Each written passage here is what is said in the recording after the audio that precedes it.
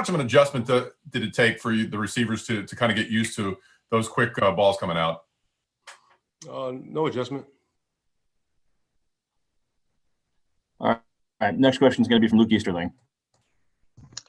Mike, sometimes I think people can not realize the human aspect of this game and this business sometimes. And I just wanted to get your thoughts on maybe how challenging is it to go through so much and so much of your career and have so much production with one quarterback and have a relationship there, and then to have to switch gears and you have a new guy, which obviously you're excited about having Tom, but just how is it difficult to manage those kind of emotions and relationships as the business changes? Absolutely. Me and James will be friends long after we're done playing football. He's a great guy. We had a great connection, and I wish him nothing but the best. But at the end of the day, like you said, it's a business, and it's my job to catch the ball no matter who's throwing it. More importantly, how many times have you watched the Harry Potter movies during the quarantine? My kids love them now, so I watched them. I kind of feel like a kid again because I watched them so much. We watched 1 through 4. I'm gonna wait till they get a little bit older so they can watch the last 3 movies or 4 movies.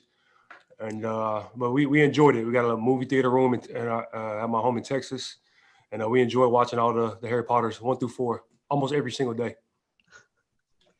All right. Our next question is going to come from Rick Stroud. Hey, Mike.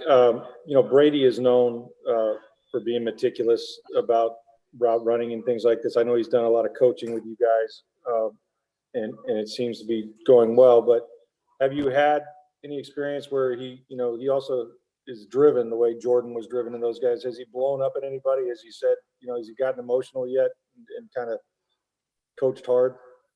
No, he's like everybody else. I mean, he gets fired up at practice. He's making plays today, making some really good throws. He gets fired up just like everybody else. When it comes to routes, he's very detailed in how he wants us to run certain routes to protect the throw. But other than that, I mean, he's just like everybody else. He's just real excited to be practicing and to be playing some football right now. And next up is Greg Allman. Mike, what for you, when you think about this receiver group, what's the biggest difference in not having the preseason, not having the normal ramp up to the season? What do you guys need to do here in the next 3 weeks to be best prepared for the season starting? Just keep going hard every day, making each other better. I feel preseason, obviously, for starters, guys like myself, it doesn't matter as much because we barely play anyway. But it sucks a little bit because the younger guys, the undrafted free agents don't get an opportunity to really showcase what they have in a game setting. But on the back end, we get to carry more practice squad players this year, so hopefully that'll make up for it a little bit. But it sucks not having a preseason this year. But we're just happy to play football. All right, next up is Jen Lane. Hey, Mike. A number of guys have said that Tom is very particular about the way he wants his routes run. Can you give any specifics about some of the things that he's asked you guys to do on those? It's like every other quarterback around the league. Like if we're running an out-breaking route, the DB can cut it. So we have to shave the route down. Just normal football stuff like that. And he just harps on it a little more than others. That's it. He's really detailed, and he really wants us to shave those routes and protect the throws. And also, what was it like for you to have a practice like you did today where it seemed like you guys were really clicking on the deep ball? I mean, it's like we had the Berkeley prep practices going, and it felt like one of those. We're very familiar with each other. He throws a really good ball, and, we make some plays today. All right, next up is Ed Encina. And Mike, I was wondering if I could ask you just about this offseason, a very different one, and just kind of the unity that the players had as a whole this offseason in terms of, in the wake of the George Floyd situation and Black Lives Matter, and also in terms of players being concerned and uniting over COVID protocols when that was a concern. As a veteran guy, would you see that kind of stuff? Does it feel that the players kind of have a little bit more of a voice when they're united like that? I kind of I didn't really hear the first part of your question, but I'm gonna pick off of what you said at the end. You know, as professional athletes, we have this platform, and you know, a lot of people in the NFL are minorities. So, you know, this is the best time for our platforms. Like everybody's watching, so you know, the teams and the league coming together, it means a lot, and it gives a lot of people hope out there. Okay, next up is going to be Scott Reynolds. Hey, Mike. I wanted to ask you about some of the receivers that you guys added last year at the end when you and Chris went down with some injuries. Jonathan Franklin, Cyril Grayson, and Jaden Mickens. What have you seen from those three guys as they enter really their first Bucs training camp with you? Man, they're so hungry. They're so hungry right now. They're taking the coaching well. They're just playing so fast. And all the receivers, really the whole team, man, we just seem like everybody's excited to be back and, you know, having this opportunity.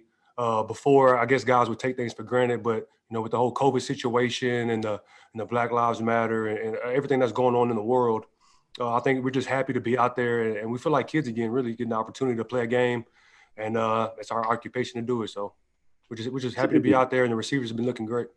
Specifically, Jonathan Franklin, he's got a different story having played quarterback in college and really only 1 year as a wide receiver. How has his development been in your eyes? Oh, it's coming along great. Today he had some really good routes that he ran today versus press man, and it looked really good. Last year he was corner. I think he's a much better receiver than he is corner.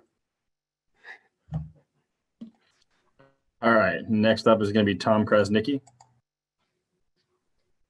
Hi, Mike. Hope you're doing well. On the subject of corners, talk about the competition in practice against some of the young corners, the Carlton Davises, Jamel Dean, Sean Murphy-Bunting. They played really well down the stretch. Coach Aarons was telling us there's a lot of trash talking going on out there. So anything going on between you and the young DB so far in camp?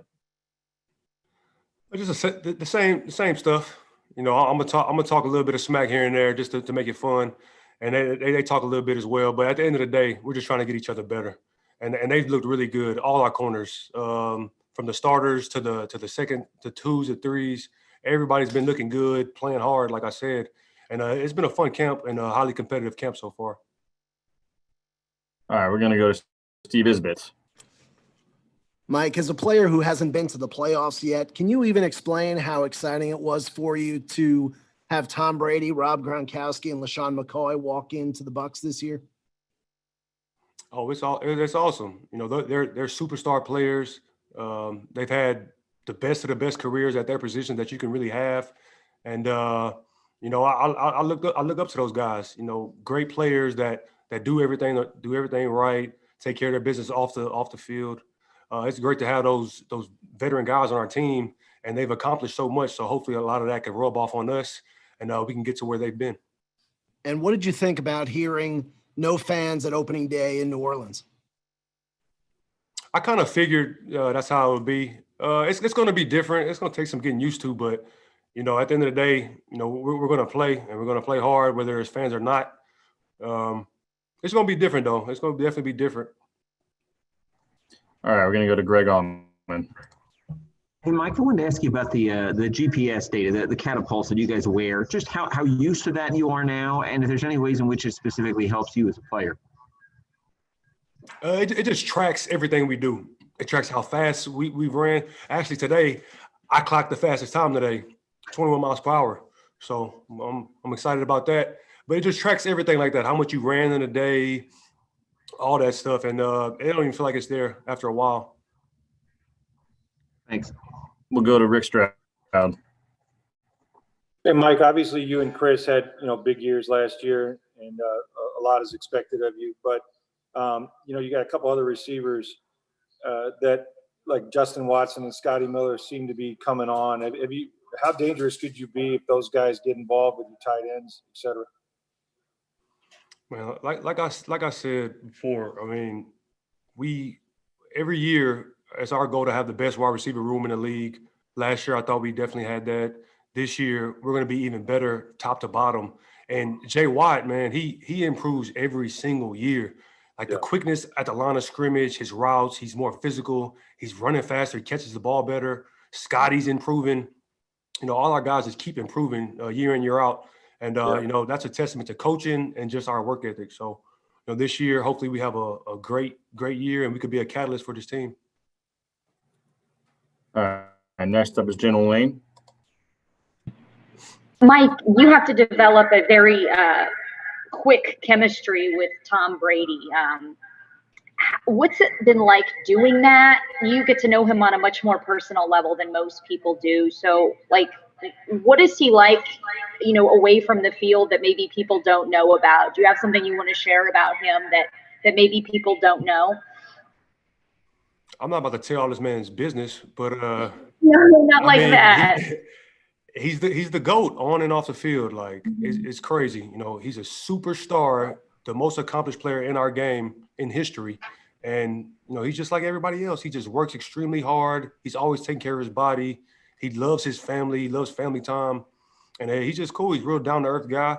And he's already up there as one of my favorite teammates. And we've only had a few practices together. So that says a lot, man.